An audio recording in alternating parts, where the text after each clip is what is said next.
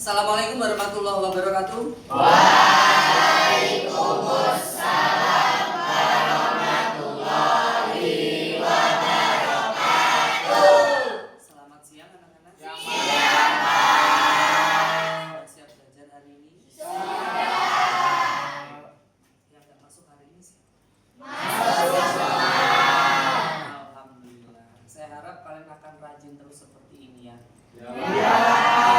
Di pertemuan sebelumnya kita bicarakan tentang etika penggunaan AI dalam pembelajaran dan UU ITE. Kira-kira tugasnya sudah diselesaikan semua di rumah? Sudah. Saya minta coba Najwa, apa yang kamu temukan dari UU ITE? Tadi ada pasal 27 tentang kesusilaan dan perjudian online. Oke, punya Yoga?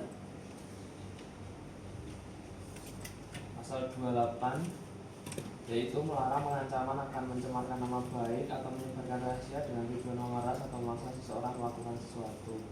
Oke. Yang lain? Ada yang nemu pasal atau hanya pengertian aja? Kok diam yang lainnya? Buat nggak? Buatnya mandiri atau nyalin punya teman? Mandiri. Coba ada nggak yang nemuin etika dalam penggunaan AI itu apa aja sih? Boleh tahu? Ya, Salsa? Tidak menggunakan AI untuk menyontek. Ya. Ada lagi? Tidak melakukan plagiarisme. Iya. Harus menguji coba dulu kebenarannya. Oke, sip. Nah, kalian sudah dapat pasal 27 ayat 1, 2, kemudian ada pasal 28 tadi ya? Ya. Kira-kira itu isinya benar atau tidak? Belum tahu. Terus tidak kalian uji? Nggak tahu caranya? Apa yang saya bisa bantu kalian?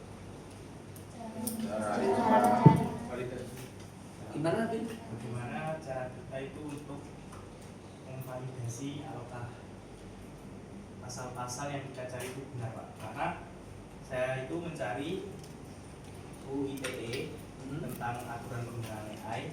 Jadi saya dapatnya 27, 11, dan 28. Tapi teman-teman saya itu ada yang 30 dan yang lain-lain. Jadi kita itu satu AI, sama-sama cari pakai AI, tapi kok beda gitu.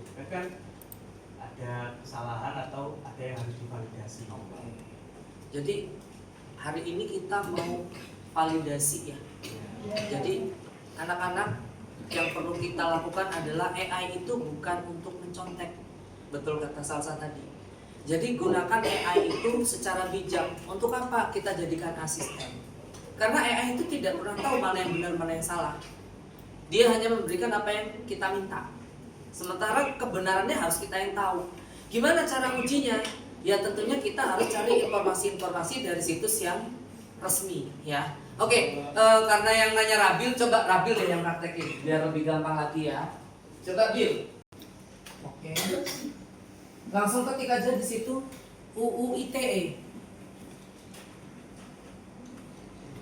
Yang lain perhatikan ya, nanti kalau kita jamnya cukup kita akan praktekkan di sini, tapi kalau memang tidak cukup nanti bisa pakai Android masing-masing di rumah, dan saya mau tahu apa kendala kalian atau bagaimana setelah belajar. Hasilnya seperti apa ya?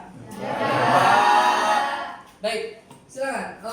Apa itu UU ITE? Nah, sekarang gini, kita lihat produk UU ITE itu kan keluaran dari Komdigi ya, Kementerian Komunikasi dan Digital. Nah, berarti kalau punya menteri kira-kira valid atau enggak? Valid. Oke, kalau valid coba yang mana ya? Komdigi ini ya? Ya, coba klik yang ini Bil. Nah, ini kita masuk ke halaman Komdigi ya. Kita baca dulu informasinya tentang Undang-Undang Nomor 1 Tahun 2024 tentang perubahan kedua atas Undang-Undang Nomor 11 2028. Nah, ini tentang informasi dan transaksi elektronik. Udah sesuai ya? Kalau sudah, nah kita perhatikan di antara ini yang tempat untuk mendownload itu di sini. Kita undi dulu kerennya ya. Sudah masuk ke downloadan. Sekarang kita cek di folder sini ya, ke download. Oke.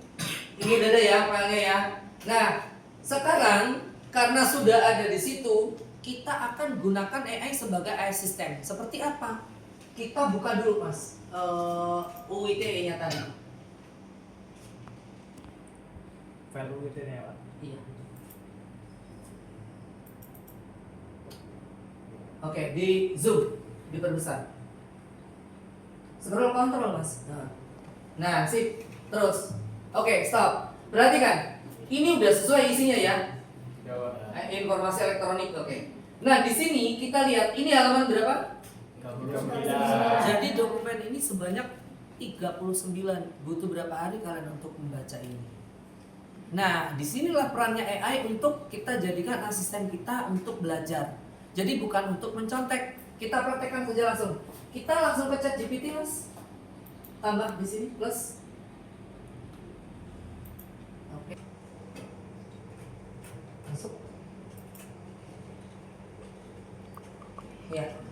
Pastikan kita login ya. Jadi kalau dia belum login di ujung sebelah sini, ini ada tulisan login. Tapi kalau tidak ya, berarti ini udah masuk. Nah, kita langsung aja Mas, plus kita langsung lampirkan. Plus attach file, oke. Cari UITE-nya, klik open. Iya. Nah, di bawahnya itu kamu ketik prompt-nya, kalian ketik pelajari dokumen ini. Send, kirim. Ya. Kita tunggu prosesnya. Jadi ChatGPT sedang memproses, mempelajari dokumen itu. Nah, dia kasih keterangan. Jadi coba agak di zoom. Kontrol scroll Mas, itu sip itu Mas, ya.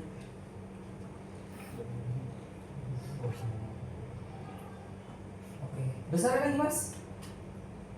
Ya, oke. Ini ya isinya ya.